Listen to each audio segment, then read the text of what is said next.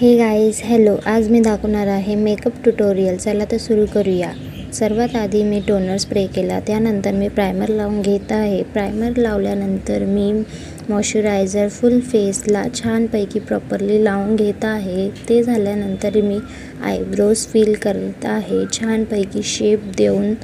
ते झाल्यानंतर मी आयब्रोजला कोम केलेले आहे. कोम झाल्यानंतर मी आयब्रोजला कन्सिलर देऊन शार्पनेस दिली आहे, तुम्ही बघू शकता. ते झाल्यानंतर मी मेकअप केला आहे छानपैकी. आय मेकअपमध्ये मी ग्लिटरी आय मेकअप केला आहे आयशॅडो पॅलेटमधून, तुम्ही बघितलं आहे. त्यानंतर मी डार्क एरियाज हाईड करण्यासाठी कन्सिलर यूज केलं आहे. कन्सिलर मी डार्क एरियाजला लावणार आहे. त्यानंतर मी छानपैकी प्रॉपरली ब्लेंड करून घेणार आहे.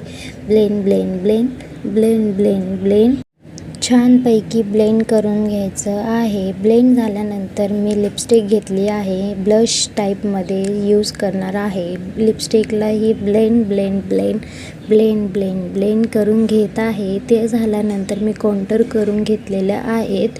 कॉन्टूर तुम्ही बघू शकतात, नोजला चिन्सला यूज केलं आहे. त्यानंतर मी लूज पावडर घेऊन फुल मेकअप कव्हरेज दिला आहे. त्यानंतर मी हायलायटर लावलेलं आहे, ज्या एरियाजमध्ये लावायचं आहे. त्यानंतर मी लिप लायनरने लिप्सला शेप दिला.